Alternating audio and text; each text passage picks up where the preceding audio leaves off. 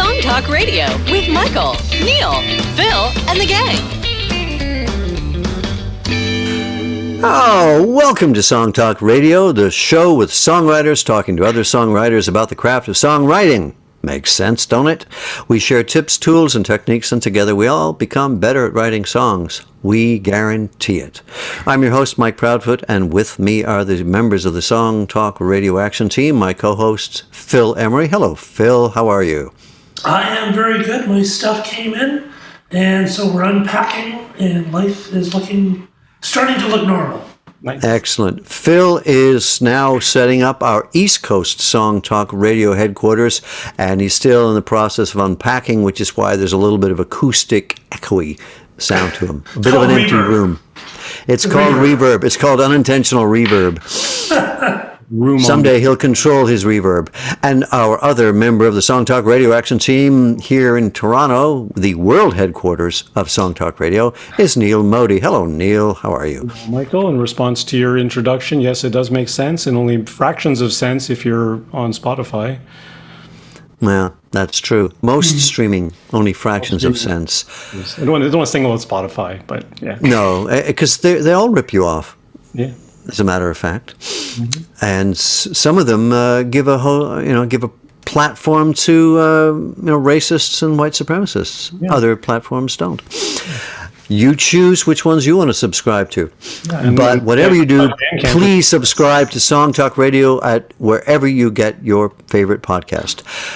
Also, during this show, please feel free, audience members, to send your comments and questions to @Songtalk Radio on Twitter, Facebook, or Instagram, or email us at feedback@songtalk.ca, and we will share them with you. And visit us at songtalk.ca to find out who you might be a guest on the show. Now, speaking of people sharing things, Phil, I think we've gotten some, or at least, well, you can share one of our emails, can't you? We've got a couple of emails. Yes, of course, one of the things we have on the website is we have a free lyric sheet that you can download and that you can fill out. It has styles, I think, for, verse and chorus and that type of thing. And so we got an email from Jeffrey M. From Arlington, Washington in the US of A. It says, thank you for your free lyric sheet. I'm putting together an album and using your lyric sheet for the songs I've written. The goal is to be done by October of 2022. Much of the recording work has already been done, but some have not. About 7 are ready for the album. I need to finish 5 more for a 12-song album. I will have to check your show out. I did a search for a free lyric template, and this is how I found you. But I can always use tips on how to write music better. Thanks, Jeff M. Thanks for writing in, Jeff. Thanks, Jeff. Yeah, thanks, Jeff. When the record is done, let us know. Perhaps you could be a guest on Song Talk Radio. And we got a submission on the Song Talk Challenge from Lynn M. It says, hello, Neil, Phil, and Michael. First, thank you very much for putting in the work on the pod. I discovered it about a year ago and have caught up on all past episodes, which is frightening because there's a lot of them. Oh my God, that's 6 years of episodes. Someone's retired. And now never miss a new one. The songwriting process ideas from both yourselves and your guests have been very relevant and actionable for me on my journey to self-produce some of my songs. Please find attached my entry for this year's challenge. And then she goes on to talk about her process, and we will sort of read that more when we're doing our show on the challenge. So now, this Song Talk Challenge, if only our listeners knew more about it. Neil, could you help them out? I couldn't help them out for sure. I mean, viewers, if you're on YouTube, then you're a viewer. You can watch all our episodes. That's true. Well. So, listeners, viewers, or whichever way we want to slice it. So the Song Talk Radio Songwriting Challenge 2022, the 3rd edition of our songwriting challenge. This year we decided to write a song based on a title, which is a tried and true method of jump-starting a song. And we solicited our listeners / viewers for song title suggestions, and we whittled it down, and we picked the title "Why Do You Cry?" where the question mark is optional. So each of us, myself, Mike, and Phil, are going to write a song called "Why Do You Cry," and we're going to share our selections, hopefully sometime this month. and afterwards, like Phil was mentioning, that we got that one selection in from Lynn, who's already written a version of their song, and we've gotten a few others from other listeners as well already, and presumably after we showcase our songs, we'll get a whole slew of other ones, and we'll do an episode or two featuring your songs, the listener songs, on the podcast, and talk about how you came across or dealt with the title, Why Do You Cry? So if you're going to send us something, you can send us an MP3 recording of your song, a lyric and chord sheet, and a little paragraph about where you hail from, a little bio about you as a songwriter, and a little paragraph about your songwriting process behind the song. Yeah, just so we know something about you and something about what you went through, how you dealt with the challenge, what you learned, what was the challenge. That would be great. So we look forward to hearing from all of you, and we've been getting a few in, and it's been very exciting. Yeah, and I guess with previous years' challenges, we've always kind of put down the rules as such, right? They were always very rule heavy. Minor chord progression with happy lyrics. Was it a minor chord progression?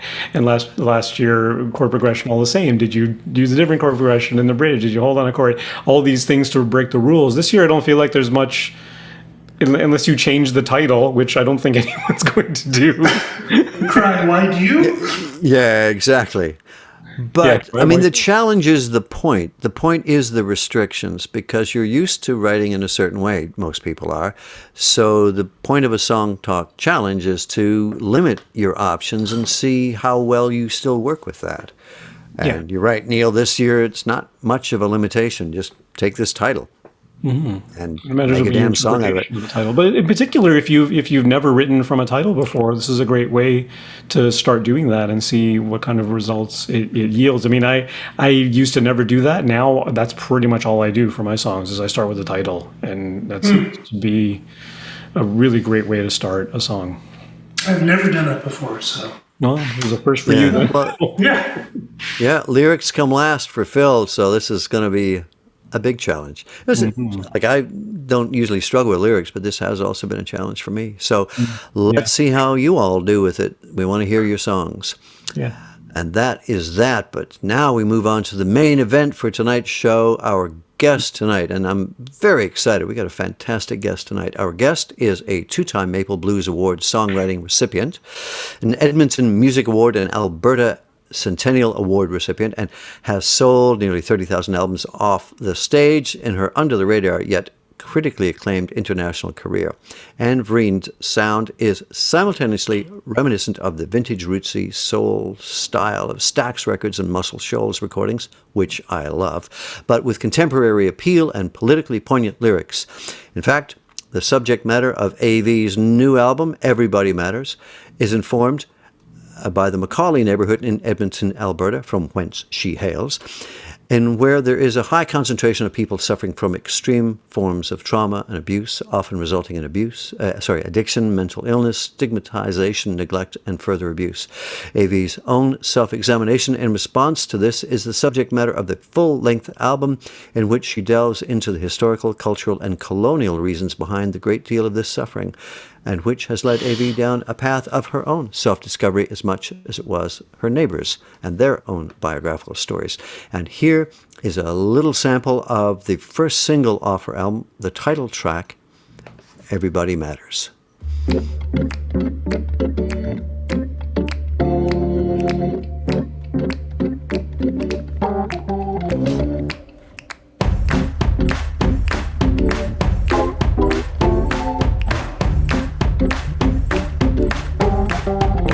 Say everybody matters, no matter who you are. Some die starvation, some get life support. Hey, everybody matters, so some a little more. 58 die here, 10,000's where it's for. Some make the headlines, others just the final door. Hey, Everybody matters, just some little more. So you might see things for always it won't work.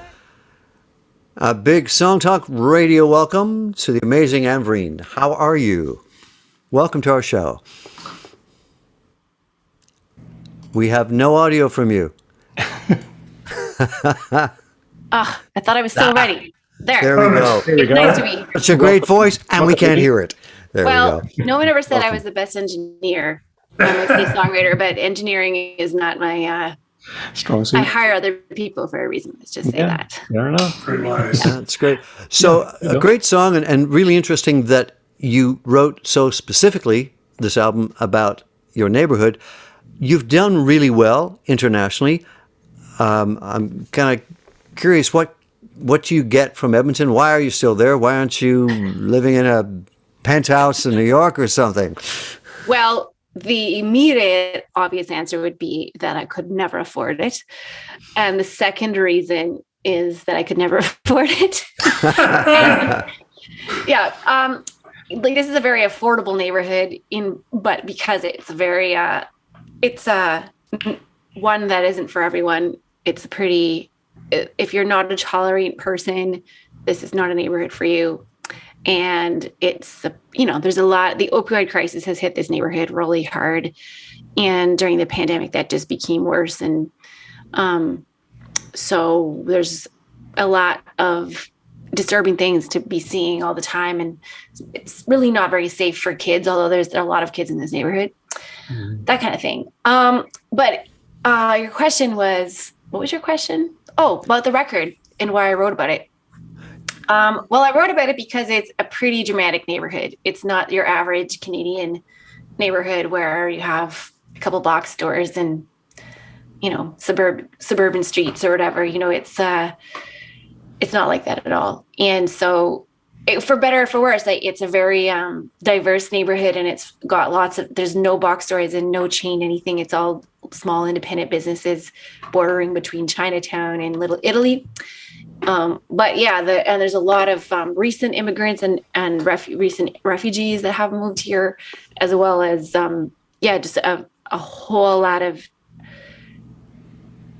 just the politics and the economics of the city have made it so that the people that struggle day to day with social and economic issues the most are sort of funneled here with the kind of resources that there are for them here. So there is an endless amount of things to write about in this neighborhood on any given moment of any hour of any day. How did you wind up there? Well, about 14 years ago, this month actually, my ex-partner and I, my partner at the time, thought that this neighborhood couldn't get any worse. So the theory that it would get better, and it didn't. So my house value did not. In fact, it kind of dipped down below what I paid for it in recent years. So even though it is so near downtown, if you looked out my attic window right over there, like you can see the skyscrapers of downtown. They're like a kilometer away only. So in most cities, that would mean that you lived, it's very central and it's very, it's near. You can walk in everywhere to what you need and everything. But because of the sort of extreme social needs and the sort of drug and gang related violence that is here, it's just still not a very desirable place for people to live. But so I kind of got stuck here. So, which is why, like, if I could not sell my house here and move to a penthouse in New York or a penthouse anywhere. What I'm actually curious about, AV, is that it sounds like you're in the lived experience, as people like to say, right? And there you draw your inspiration from and your narratives and everything like that. But with the style of music that you're doing, I'll admit I'm not all that familiar with the Muscle Shoals and that kind of tradition of music, although I know a little bit of it. But is there a strong kind of protest song tradition there, or is that something that you've kind of intersected in a newer way?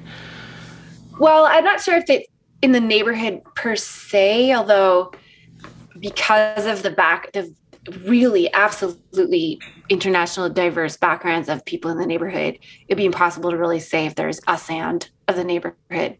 There isn't. But I would say that, like, I'm a huge appreciator of singers, songwriters from the soul tradition, and there's always been politics built into people like Curtis Mayfield and Aretha and Ray Charles and Stevie Wonder and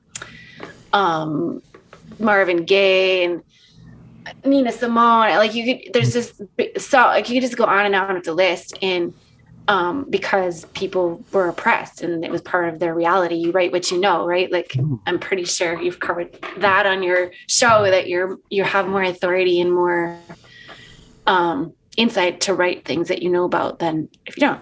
So here I just sort of realized that it was not a hard connection to make genre wise with the topic.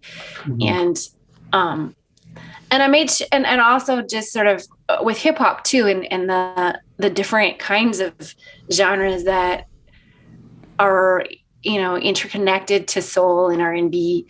There's sort of a ghetto vibe to it, in the sense that where, you were talking right before we got on the air about accidentally recording someone with a microphone incorrectly, but the lo-fi sound is kind of, my motto is rock what you got, because, in this neighborhood and just in general, like in most places in the world, actually, people don't have endless amount of resources for the most expensive gear and the most expensive studios or even actual instruments. So hip hop, for example, is this genre that sprouted from people not having musically instruments, but wanting to musically express themselves. So they found already existing music and rapped over top of it and used technology in an innovative way to make a new genre, which to date is the most influential genre on the planet.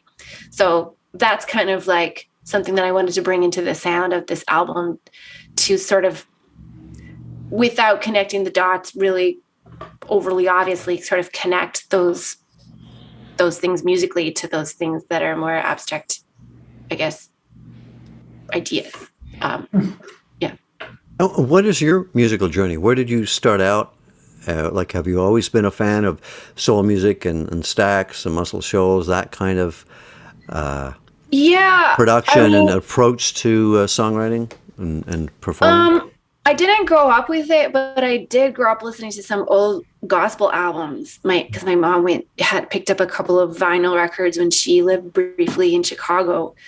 And she was going to university there, and she was from an immigrant family, so she moved to the poorest neighborhoods of Chicago, which happened to be, especially at that time, African American neighborhoods, and it was during the race riots and in the civil rights movement in the late 60s, and so it was an interesting place to be as a minority for her, but also picking up some of those albums.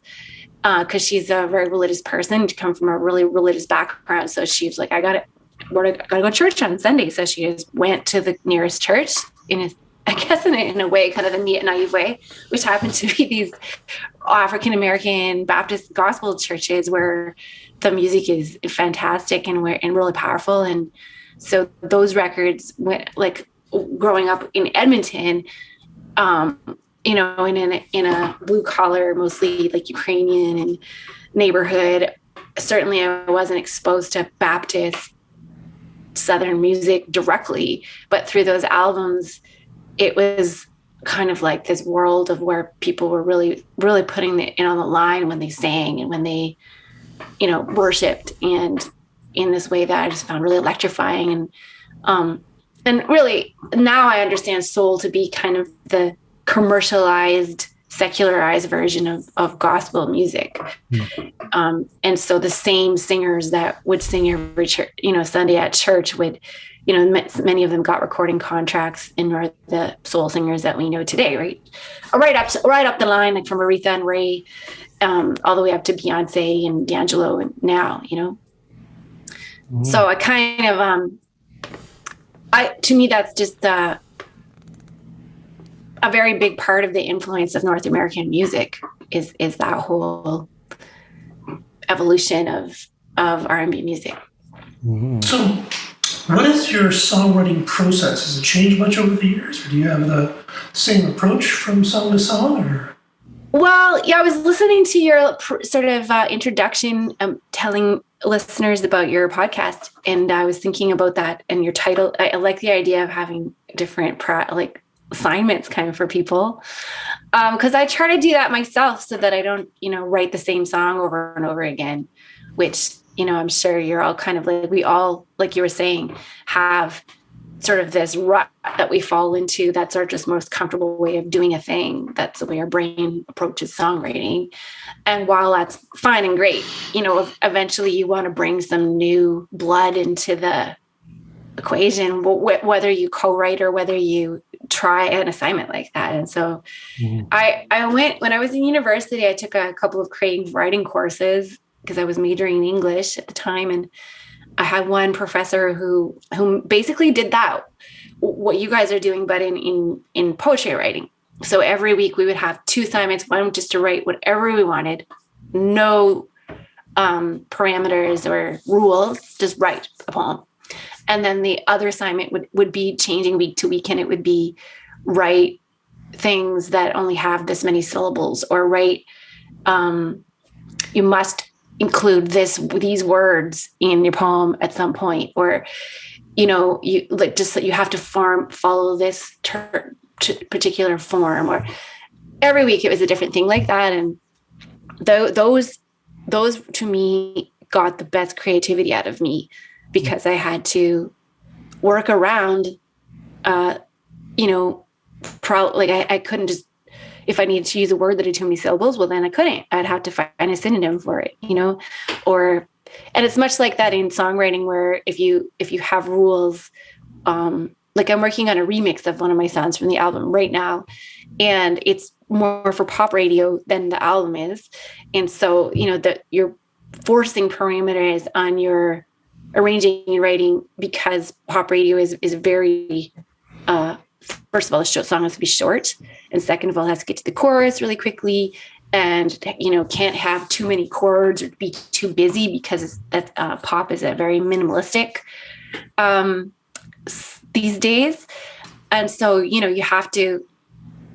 can't just do whatever you want. You can't just put in an orchestra and strings and backup singers and horns. It's not Tower Power these days, and so you have to kind of I think you get more creative when you have restrictions, actually. Yeah, absolutely. And it's a good point that you're sort of self-imposing them, right? Because, we're talking about a songwriting challenge where we are delivering the rules to the people to say, do it this way.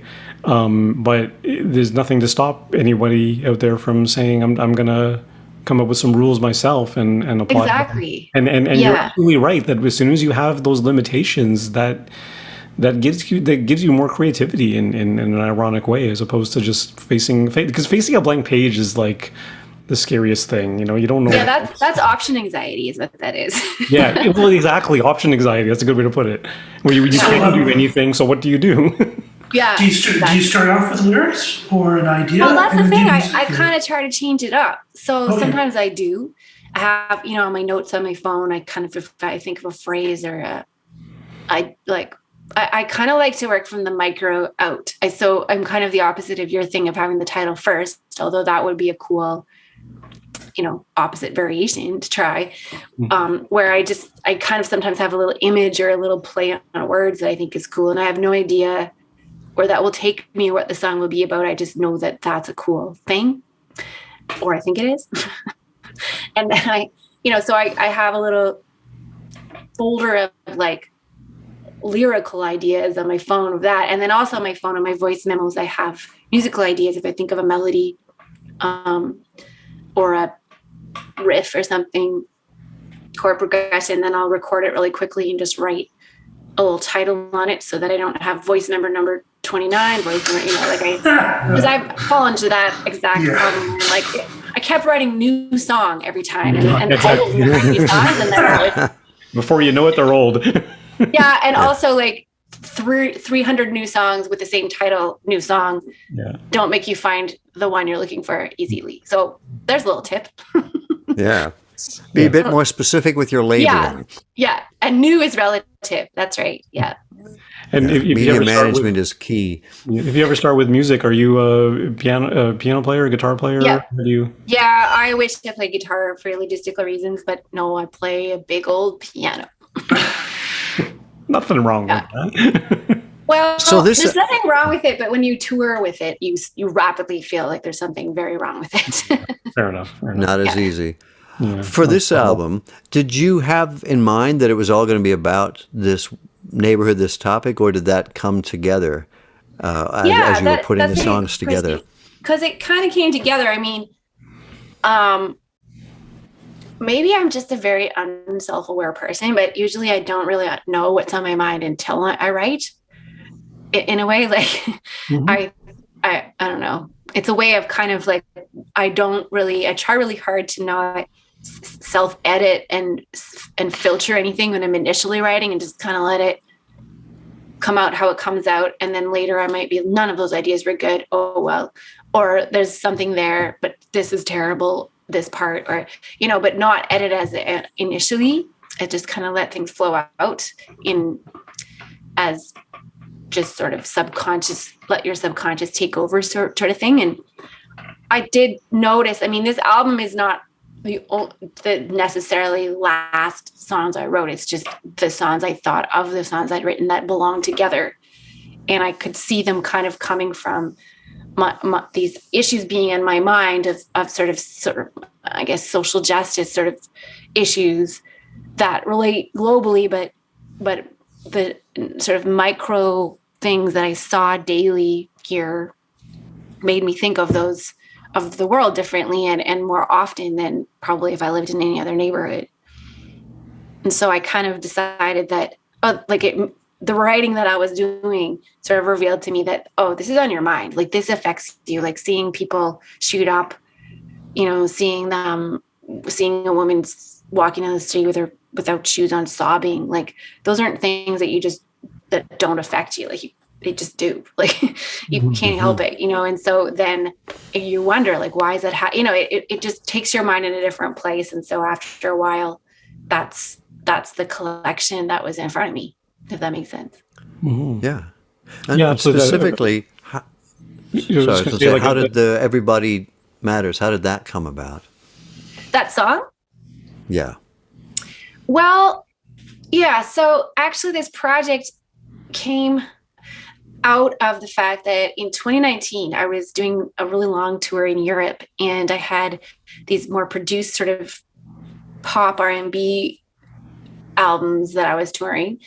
But because of my limited indie budget, I only had 3 musicians with me, and I kind of decided to be a little bit weird about the instrumentation and have the 3 of us be myself on piano and Rhodes or keys, and then a Hammond organ player, and a backup singer. So we didn't have bass or drums, like the keyboard players covered the bass. And then we had harmonies, and we implied rhythm as much as we could by trying to play it rhythmically.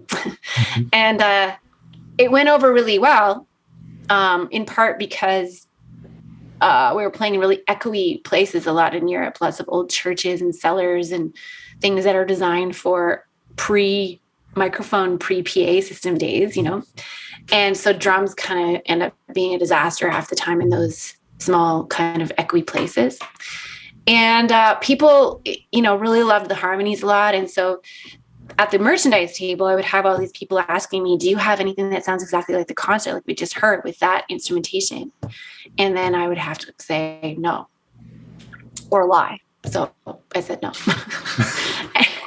And so I basically realized, like, in the middle of that tour, of course, it wasn't that far-fetched to be like, maybe I should make an album like that.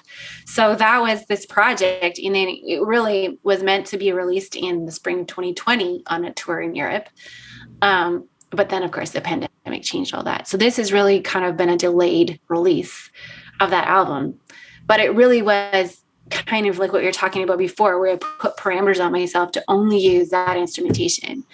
And, well, except drums, I had some I decided to add program drums to kind of bring it in a little bit more to the modern R&B world. But that was it. I really tried to make rules for myself in that sense and try to get creative within it. So the Everybody Matters song, I wanted to see if I could make it's really just a blues, and the bridge is different chordally, but the rest is a blues, and just see if I could write a sort of a modern blues song about the times that I felt related to the whole kind of the issues of the day, in the sense of our society still having a long way to go to come with human rights and equality being consistent and equal for all the people on the planet. None. Yeah, And that's a long answer. Sorry. Yeah, no, and it sounds great. What was the production process like? How was it recorded? Well, so a very non-straightforward way. Like it sounds live off the floor, but it actually wasn't. The Hammond organ player that I toured with on that tour, I know from here, and he actually produced my very first album with me a long time ago. But he had recently moved to LA, so including his entire studio, mostly of keyboards, because he's a really great keyboard player. So he took a semi truck and drove it with all his, including a grand piano, to LA. Wow. And it was a feat that didn't go that well. And he has a lot of stories about it, but he eventually did. So he recorded. So I did a demo. I found a producer in Toronto named Chris Burkett, who does a lot of a really great recording engineer as well as producer. And he does a lot of acoustic stuff. He's really good at live off the floor, vintage instrument recording, and a really great guy. So I got connected to him through a mutual friend. And then I demoed songs at his apartment, in his home studio, and then sent them off to the Hammond organ player who would do takes on the Hammond organ with his Leslie speakers set up and everything like that. And then he'd sort of send lo-fi resolution versions of that to us to check out. And we would make him do a couple more passes. And that was how we did that. And then for the vintage keyboards, other than piano that I played, we went to Revolution Recorders in Toronto to do. And then the acoustic piano, we went into a acoustic piano shop in Mississauga after hours. And where there were like all the Ferraris of pianos, basically. And I got to play like the biggest one with extra grand piano. And Chris engineered it on the spot. And we did it at night, so there would be less traffic and no customers, obviously. And then the vocals I did back at Chris's apartment. And then the pandemic happened, and I did the drums back here in Edmonton with a couple of friends, one who did programming and one who did acoustic drums. So it was the opposite of a live off the floor recording. That's crazy. Yeah, well, but that's how. We should. That's great. We should take a listen to it. Any questions more, guys, before we get into it? I want to make a point. I love this track for so many reasons, but just something to listen for is like the great vocalists throughout time. I figured this out about 10 years ago, and I wish I'd realized it before. All the magic is at the ends of the words. The way they handle the ends of the words. Pay attention to how the ends of the words are handled through the whole song, and it's a masterpiece in that way. Just listen to it. I never thought about that before, so I will pay attention also. Exactly. No, Don't go anywhere. Take a listen. All right, here we go. Very good. You like it. All right. Well, I'm learning.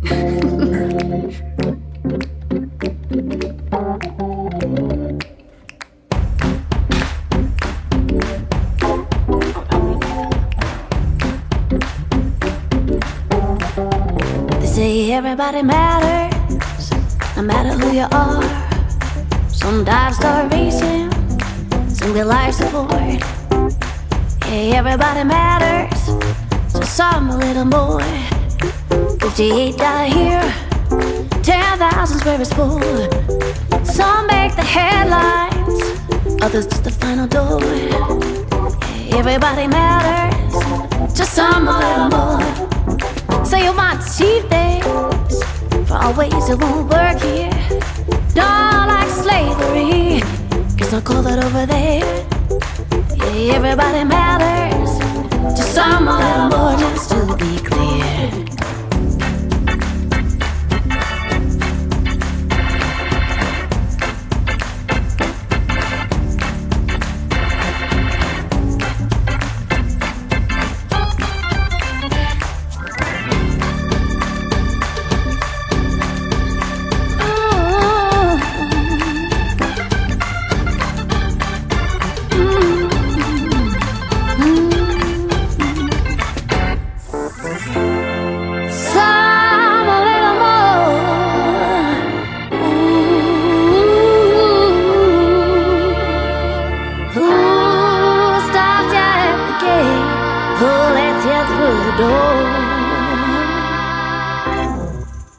So you gotta get ahead.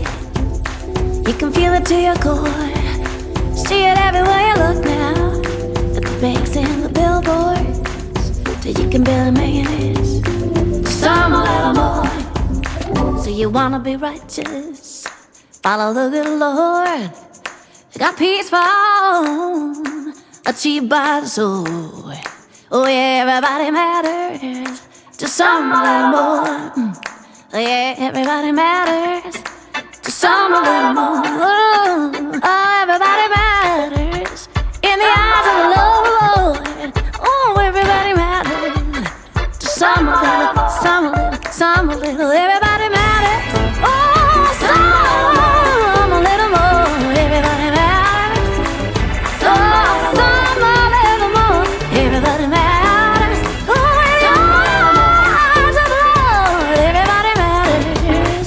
Some a little more. Excellent. Fantastic. Cool. Yeah. Neil, what do you think? Oh, I love this track. It's got so much meat on the bone. You know, it's got the groove is simple, but it totally has a great energy to it. The hooks are fantastic. The central conceit of everybody matters, just some a little more. Like, that's such a great way to put it, and it's such a great turn of phrase. And again, it's so simple, but it totally gets the message across. I really some of the lyrics are beautifully crafted. 58 die here, 10,000s where it's poor. Like, that's extraordinarily a powerful statement. I love the breakdown verse. You want to be righteous, follow the good Lord, got peace for our own, achieved by the sword. I think that's probably the best lyric in the whole thing, because you're right. You're talking about the notion that we have in Canada we have a stable country compared to a lot of other places, but how was this stability achieved? And there's a lot of trauma there, and there's a lot of colonialism and a lot of bad stuff that led us to this. So it's a good balanced thing. So I really like it that it's got a great energy and funky and dancey, and yet there's some really good substance to it, because often when a song is that funky and dancey, it's just about dancing, or it's about something light or whatever. I know what you mean, and those kind of deep, dark, very, very sort of serious topics. I think probably you've talked a lot I'm assuming about contrast at some point in your songwriting thing, but whether it's music or with lyrics, like I think you can sometimes have contrast, like you were talking, like a sad song with happy music or vice versa. And I sort of think like too much sad plus sad is just too sad. Like, you don't want to bum people out. Like and that's what I sort of love about the R&B genre, is that there's a lot of political music in R&B, and there always has been, but you can always dance to it, and it's always groovy, or it's always sexy. And it's there's, you can talk about like Marvin Gaye, what's going on, or Curtis Mayfield's Superfly, or, about neighborhood, much like my own, without and still even if you didn't know English, you'd be like, that's a damn good song, you know? Mm-hmm. And I think that's what you can play with is not just contrast within your lyrics, within your music, although that's important too, but in a bigger way, just in lyrics and music, you know? Mm-hmm. And that's a fun thing to play with, I think, for sure. Absolutely. Yeah. Mm-hmm. Phil, what'd you think? Well, it's so funny because, you know, I wrote in my notes when I heard it, the first couple of bars, I went, live band, you know, with lots of exclamation marks. So I'm just going like, and that's what's so remarkable is that, like, doing that the way you did it is very tough to make it sound organic, but not sloppy. I mean, there's people who do that because they don't know how to use their equipment or they're just learning. Right. But there's other people who will take that stuff and will just time correct it and put everything to a grid, and it just kills it. Like, this sounds like it's a bunch of people just sitting in a room with microphones. I mean, that's what it sounds like. And interestingly enough, Chris was on our show way back when we first started. Oh, yeah. Yeah. So you know him. That's awesome. Yeah. So it was, like, he did a great job. And the way that you know, like, you had the Hammond instead of, like, what would be, like, maybe a chord line or a guitar line, you have this Hammond line. And you don't really hear a lot of Hammond organ used that way anymore. Yeah. It's kind of interesting. It's sort of fallen out of fashion, but it's really great. And I love the bridge. The opening of the bridge was interesting, but the last two chords, I don't know if you remember what those chords are, but it's wonderful. Can you talk a bit about the structure, like chordal structure of the song? Well, sure. Like, actually, the bridge I wrote on the spot because Chris was like, you know, this song kind of needs a bridge. And I was like, oh, okay. Well, we're using some very, like, 1, 4, and 5 chords. The whole song is blues. Like, it really is a 8-bar, I think 8-bar blues. That's it. Like, that's the whole song otherwise. And so I thought that maybe putting a bridge, again, contrast, putting a bridge that was really had a lot of chords and they were outside of the key, some of them, that would be kind of a sonic little break, you know, and also like having the time feel drop out there to more just whole notes, and was sort of a way to get away from the groove for a second and kind of make people pay attention to that part, you know, and have a little break, a sonic break.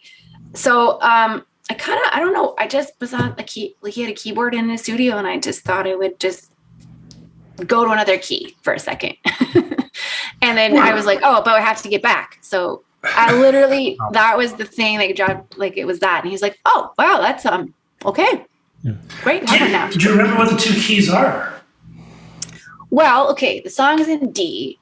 So I go D major, but then I went up to like this, the downbeat of that first top chord of the bridge is F. So F major, like not F sharp. So it's the... Is that the 3? Yeah, it's the 3, but it's the flat 3, right? So... in sense, right? Flat 3 of the D major. Of the chord of the key that I was in.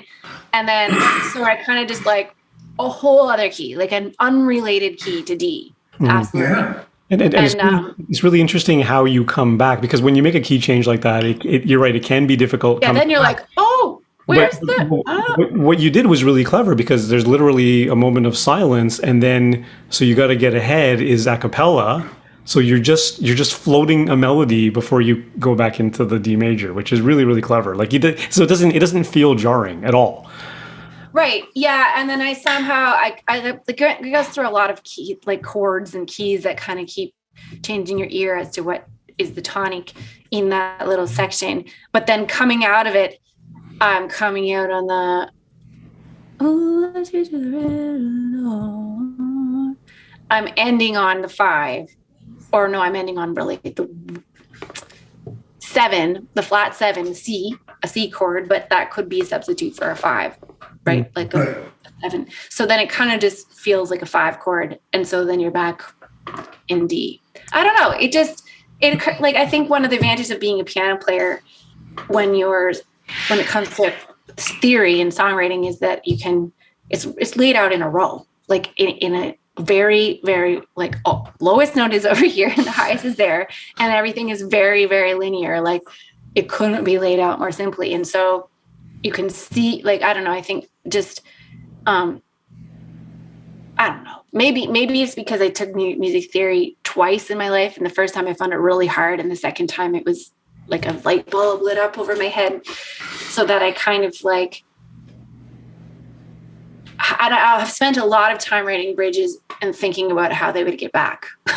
Like, how do you get back to the original? Which is really fun. It's a fun thing to do, actually. It is. It's like a puzzle. It's like a puzzle. Yeah, absolutely. You give yourself like so many steps. It's like a chess game where you have to think backwards from your goal, and you have only so many moves, and you have to do it within this many bars. And you're like, well, my bridge can't be longer than my song. So, you know what I mean? Like, again, you put limitations on yourself, and sometimes you write a whole other song. Like, there's times that people I've realized that, oh, my bridge is another song.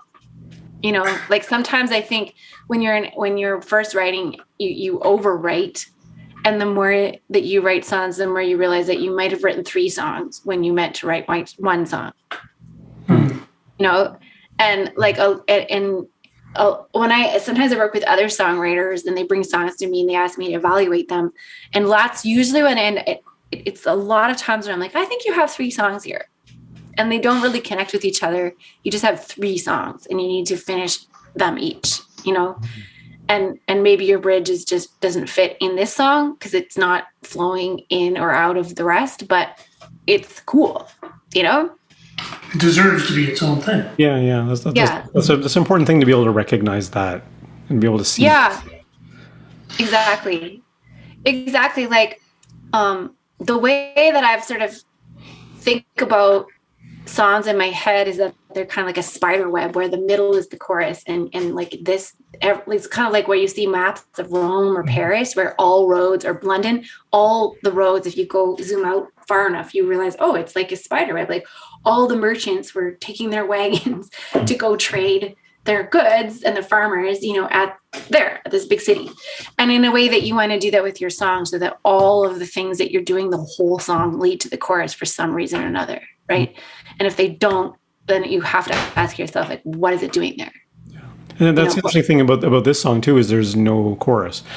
And like you were talking. Well, there's a tagline. It's kind of more like a blues, right? Like blues.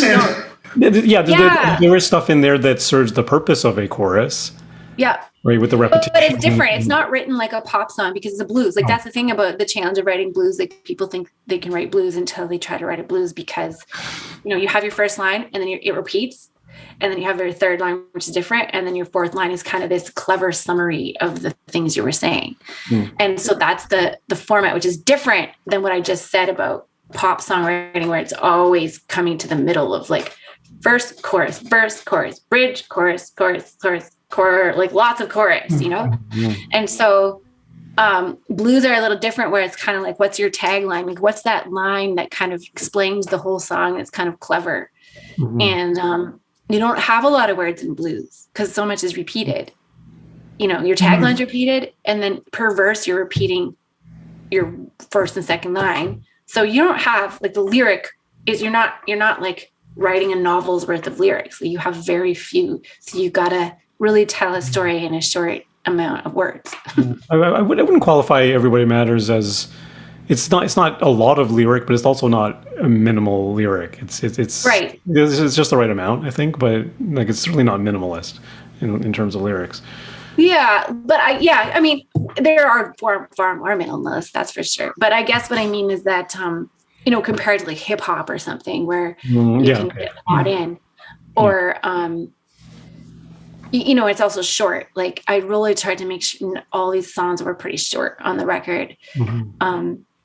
You know, even because it's even got a solo in it. So that kind of takes up some time. What is a short song? I mean, it's something I've been playing around with, like working on songs and going, geez, is this too long? Or, well, I mean, it's relative, right? People would argue Stairway to Heaven, like, I mean, that's not a short song, but people love it. It has a lot of sections, right? It's kind of almost like a classical music piece with all these, like, so sweet parts, you know? Yeah. But, you know, like that Old Town Road song that was a hit a couple years ago was not even 2 minutes. Biggest hit of the year. You know, the pop songs are getting shorter and shorter. Like I tried to like this song's 3 minutes on the dot, I think, and some of the songs that are on the record are a little bit shorter, and some of them are like there's a ballad that's 4 or 5, like really long. But honestly, like I think that depending on the genre, you know, and depending on how many souls you have, but if you're trying to stay in a kind of a pop format, you can always expand when you play live. You know, you have way more solos, have it way longer, vamp the beginning and talk to the crowd for 5 minutes, like whatever you want to do. But when you have sort of I try to have like the song that's on the recording be kind of like the really concise Cole's notes of it. And that's it. Yeah. If that makes sense. Yeah. Which I never did when I started out. I certainly, my songs are getting shorter as the more I write them. If we go back to like early Beatles or CCR songs, they pack a ton of content into under 3 minutes. Verse, chorus, bridge, chorus, all under 3 minutes. It's kind of they had to, because that was how the format, right? Like of, you know, so you had to write within, again, those confines and those rules. Yeah. So you realize like my intro, if I'm not getting to the chorus by 30 seconds in, something's wrong. My intro is too long, or my verse is too long, or something, you know? Mm-hmm. Yeah. Absolutely. Fascinating stuff. What'd you think there, Michael? Well, a couple things. Until you talked about how it was put together, it sounded so big, and then listening to it again, I realized, there's not that many instruments in it at all. And also just about the lyrics, that they are very economical to get across a pretty weighty subject. So, that can't be easy to do. Yeah, I think part of songwriting is is taking things out. You know, like obviously you need to create a thing that was not there before, but you also have to like always ask yourself, like, what is the point? Does this serve, like, really, what is the point I'm trying to make in this song? And if this doesn't serve it, it has to go, you know, like you have to kind of be really, I think, have it in your mind when you're in the editing process, not in the writing process. Like I said, when you're just sort of getting out ideas and letting yourself just be creative. But once you're deciding to edit, then I think it's like, you really have to say, does this road lead to Rome, in the sense of like, is it helping my point? Because if it's kind of just there as like, this is such a cool line though, but yes, it is, but maybe that's for another song, you know, like, I think, did this song go through a lot of editing? The lyrics did a little bit, because I had way too many. Like, you know, I wrote a lot of verses, and then it was this sort of exactly that, where I had to kind of, it sounds terrible, but that term, you know, kill your babies, which is like horrible. But, you know, you have all these things that you feel precious about because you're proud of them. But you know, they didn't fit in there, you know, and you have to kind of say, well, what are the best ones? Or, you know, you have only, you might have really have a strong first verse, and you have a first last verse, and you're like, well, the second verse has to say this, because I can't leave a gap in the explanation of the story either. So then there's only certain lines that are going to be second verse material. So process of elimination, like, again, like it's like a puzzle, like we were saying before, where eventually it becomes a little bit obvious. Like you start crossing things out, and then you're left with like, oh, it has to be that, you know? Absolutely. Well, it ended up at a great place. So, well, I hope so. You know, like I said, it was an experiment. So, again, like I said, it was an experiment to try to write a blues tune that could be modern, hopefully relevant, if that makes sense. Yeah, it certainly does. Well, thank you for being a guest on the show. It's great of you to come by. Oh, man, I love talking about this stuff. So, you know, I'm still always on the journey learning too. So I might check out your podcast and try some of your assignments. Yeah. Oh, please do. Yeah. Please contribute. So, that'd be great. Oh, yeah, I love that stuff. It'd be great to have a blues song called Why Do You Cry? Well, yeah, that's one genre. That's right down that alley, isn't it? Yeah. Yeah, you never know. Like you can make your like it's amazing what you can come up with when like you have those, like you said, parameters. And honestly, like I think the best artists, like I remember hearing, I don't know if this is true, that B.B. King, you know, didn't have a guitar because he was so poor.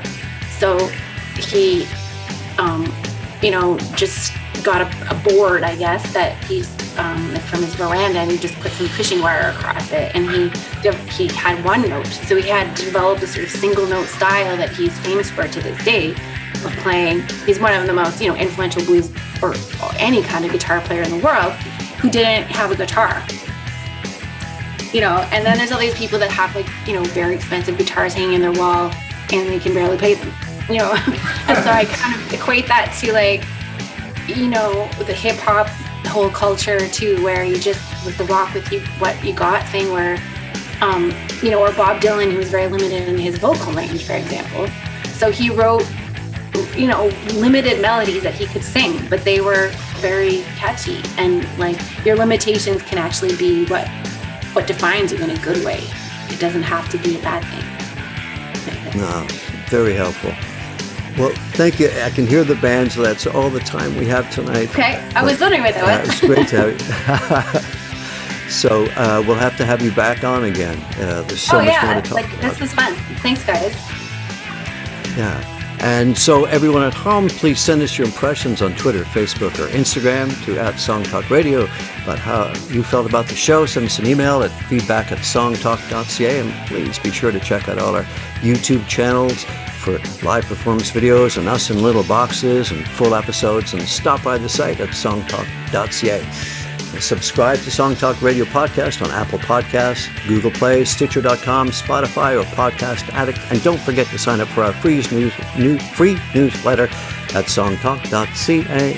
You can find all the links to products, books, and web services we mentioned on the show at our resources page at songtalk.ca. And please feel free to join us for our next Song Talk meetup next month. It's free to join on meetup.com and free to attend. So you can drop by songtalk.ca for the link to the meetup as well. And if you need more of our guests, what's the best social media to find you at, Ann? Oh, all of mine are at Ann Vriend, which is ANNVRIEND.com. Like French. Excellent. Yeah. Or Perfect. just A, and you can just call me AV for short. That's easier. And Yeah, Neil, where can we get more of you, Neil? NeilModi.com. Excellent. And Phil, are you back up? Where are you? I am philemery.ca. Perfect. And you can find me on Instagram at ProudFit420. That is all we have tonight. Please stop by the website at songtalk.ca to browse past shows and find out how you might be a guest, and keep on writing. Good night, everyone. Good night. Keep on writing. Great. Thanks again, guys. Thank you. Ooh. And sorry again for the mix-up at the beginning with the No, time. no, not at all. It's ever since I moved out here, we're gonna get like 4 clocks. One's gonna have St. John, one's gonna have Toronto, one's gonna have Vancouver, and the other one's gonna be Paris or Tokyo. Oh, well, so what about us over here in Edmonton? Edmonton. Don't forget Edmonton. I had a girlfriend in Edmonton, so I should know that it's a slightly different time zone. But Mountain time. Yeah, and then there's Central still. There's still the Saskatchewan and Manitoba one. Yeah. I know. Like, we have a big country. It's very It confusing. is. You guys are mountain time, right? Edmonton? Yes. Yeah, not quite central. Yes. Nope. And then one of them, I think it's Saskatchewan, doesn't have daylight savings. Yes. Well, I know I drove through there once in like the middle of the summer or the spring or something like that, and the time changed like 2 times just crossing Saskatchewan. It was like you had no idea what time it was. Yeah, it's very. I never know what's going on over there. Let's just say. Nobody In lots does. of ways. Nobody does. Yeah. Exactly. We'll But not we dive love into them. that. We Yes. love them anyways. Yeah. Yes. Well, thanks, guys. And should I just exit, or what do I do now? Yeah. Sure. Yeah. Okay. And we'll send That's you an it. email once your show is up. Okay. Yeah. Do you know when it's gonna be hosted? About a week. Sunday, usually around Sunday. Yeah. Like this coming Sunday. Yeah, hopefully. Okay. I will check it out. That's really cool. I have a feeling that I have some fans that would love to know about your podcast in general. As a spread the word. Tell your friends. Yeah. Yeah, and actually, I developed a little songwriting workshop a few years ago, that I don't do it very often, just because I was usually so busy playing shows. But it is something that I have done in various schools and and it's something that kind of works for like beginners, whether they're adults or kids, all the way up to I taught it at a music college for university, like music students, and it's kind of like applicable across the board for different levels, because it's not really about levels. It's just sort of about diving into writing a song. And so it just made me remember that I did that, and maybe I should dust that off one of these days. Why not? Not a bad thing. Yeah. But it's fascinating. I love thinking about that, and especially how it relates to production and arrangement too, and everything, and lyrics, and it's endless. So Fun stuff. All right. all right, have a good Thanks so one. much. Take care. Yeah. Okay. Adios. Okay, take care. Hitting leave. Good night. Leave.